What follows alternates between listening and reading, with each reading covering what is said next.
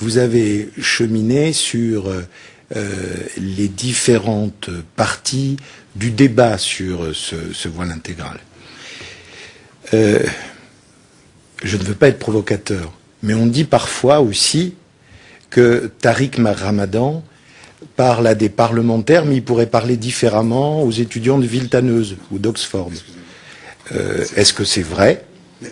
Deuxième élément, quel est le rôle que vous pourriez avoir, vous, parce que vous êtes écouté, pour, comme vous nous l'avez indiqué à l'intérieur de votre intervention, vous engager contre le port de ce voile intégral qui peut choquer, qui peut provoquer des réactions dans la population de ce pays que vous connaissez. Et troisième élément, quel rôle pourraient jouer, à votre avis, les représentants du culte musulman dans cette pédagogie nécessaire pour faire comprendre que le port du voile intégral n'est pas une prescription de l'islam? Trois questions. Alors, donc, on va passer à plusieurs questions. Non, non, non. Ah non, comme on fait d'habitude, Jean Glavany, après il y a Jacques Mia et Lionel Duducat. Jean Glavany. Président, je voulais juste m'adresser à M. Ramadan pour lui dire en des termes simples qu'il sache qu'il y a des députés et membres de cette mission qui ne souhaitaient pas vous auditionner. Et je voudrais vous dire en quelques mots simples et aussi courtois que possible pourquoi. Tout simplement parce que la somme de vos doubles discours, qu'elle faisait allusion gentiment Éric Raoult à l'instant, d'ensemble de contre-vérités, de falsifications et de manipulations, est telle que votre crédibilité en France et en Europe, je pense, est très sérieusement en perte de vitesse, et qu'il y a de moins en moins de gens qui, pour vous accorder quelques crédits intellectuels, que ce soit votre seul talent, s'il y en a un, est effectivement d'enrober d'un discours enjôleur des points qui sont positions plus fondamentalistes et plus inacceptables. Tout à l'heure, de vous entendre parler de laïcité en des termes bien loin de la tradition républicaine, et surtout dans votre discours, l'absence totale de référence à l'égalité entre les hommes et les femmes et les droits de la femme m'ont confirmé dans cette conviction. Et je crois que je le dis ici devant la mission, je l'ai dit au président, que vous recevoir aujourd'hui, c'est vous donner une respectabilité et une tribune que vous ne méritiez pas de mon point de vue. Alors je me suis demandé pourquoi certains d'entre nous, dont je ne sais d'ailleurs pas s'ils sont majoritaires dans cette mission, ont fait le choix de vous auditionner. Peut-être pour vous permettre, au nom de la liberté d'expression et de la tradition pluraliste de l'Assemblée nationale, que je ne conteste pas, de dire ce que vous pensez, et aussi à moi de dire ce que je pense, et je voudrais à ce moment-là dire à ceux qui nous ont donné cette tribune inespérée que je les en remercie très chaleureusement. Enfin, je pense qu'on aurait pu s'en priver. J'ai aussi bien entendu compris qu'un tel exercice avait des vertus médiatiques, comment dire, incontournables et exceptionnelles. Il n'y a qu'à voir l'assistance de journalistes aujourd'hui, qui est telle que c'est presque une insulte aux quelques journalistes qui suivent avec méticulosité nos travaux semaine après semaine. Aujourd'hui, on voit bien quoi que nous sommes non pas dans le travail méticuleux et studieux d'une mission parlementaire, mais dans le showbiz. Et je le dis franchement, je le regrette. Je le regrette. Mais je crois aussi avoir compris in fine la raison de votre présence ici. Vous êtes un prédicateur suisse.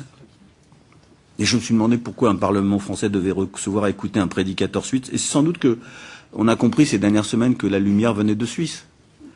De la situation judiciaire d'un cinéaste, Hagstatt, qui a provoqué des réactions irrationnelles en France, en passant par la votation citoyenne sur les minarets. L'exemple suisse et ses conséquences ici nous montre, en tout cas j'en suis convaincu, que la démocratie française est bien malade.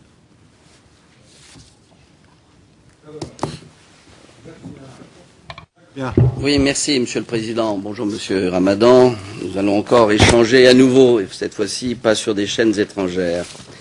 Alors, je dois dire que vous écoutez, effectivement, avec talent. Je ne vous cache pas que je suis profondément déçu, que ça fait un peu savonnette, vos arguments. C'est-à-dire qu'on ne voit pas vraiment quelque chose de consistant. Alors, je vais m'expliquer assez rapidement.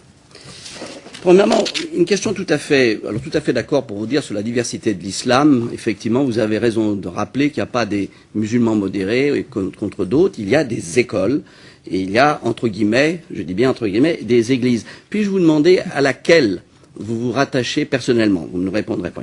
Alors, j'ai une question tout à fait simple à vous poser. Est-ce que vous, en tant que musulman d'une école, vous êtes choqué. Et est-ce que vous, par justement le port de la niqab, et est-ce que vous pouvez comprendre qu'effectivement, dans une société multiséculaire où il n'y a pas d'habit de visage, nos concitoyens puissent être choqués?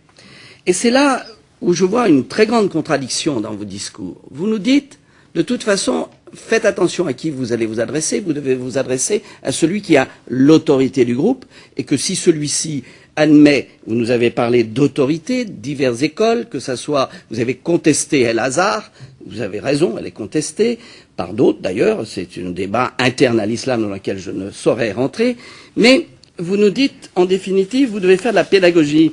Mais comment voulez-vous que la pédagogie marche à partir du moment où le dogme de l'autorité de l'Église en question, c'est effectivement de voiler la femme? Et là, je vais vous lire quelques éléments de ce livre que vous devez connaître, qui est un livre salafiste, qui est un recueil des fatwas sur les femmes, et qui dit clairement qu'elle doit couvrir son visage. C'est une obligation. Il n'y a pas d'alternative. C'est une obligation. Elle ne doit pas serrer la main d'un homme. Ce n'est pas possible. Elle ne peut étudier dans un cadre de mixité.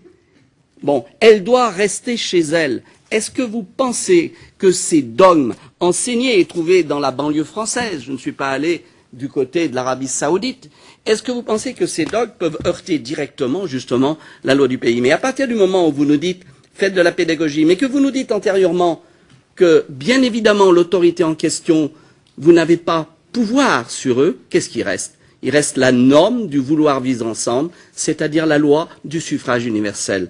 Et c'est en cela que je trouve que votre discours est en contradiction et que votre solution est une impasse.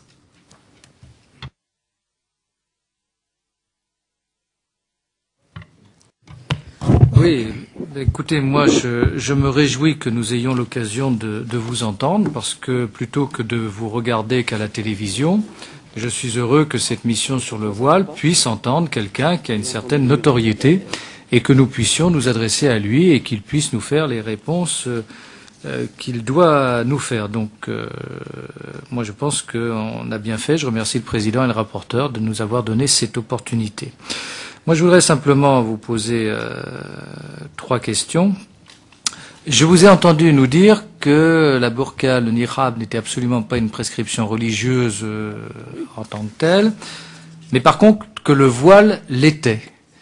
Et j'ai appartenu à la mission sur le voile à l'école, et toutes les auditions que nous avions pu faire à l'époque, et j'ai pas souvenir qu'on vous ait entendu à ce moment-là lors de ces auditions, il nous avait été dit et répété que le voile n'était pas non plus une prescription religieuse. Donc j'aimerais avoir une précision, parce que c'est la première fois que je l'entends dire, et ça me paraît quand même important. La deuxième question, c'est, dans tout votre exposé, ce qui m'a frappé, c'est cette idée que finalement la femme est libre. À vous entendre, elle se rue dans un souci de purification, spontanément, de manière volontaire, et on n'a pas forcément le sentiment que ce soit aussi volontaire que ça, et que parfois c'est un volontarisme qui rappelle plutôt l'enthousiasme des sectes. Et donc, est-ce que vous ignorez toutes les pressions éventuelles qui peuvent exister, surtout lorsque ça concerne des mineurs? Et la troisième question, s'il ne faut pas de loi, que faut-il faire? En clair, rien, comme c'est le cas aujourd'hui. Et si ce n'est pas rien, quoi précisément pour faire évoluer les mentalités, éviter la prolifération et le prosélytisme?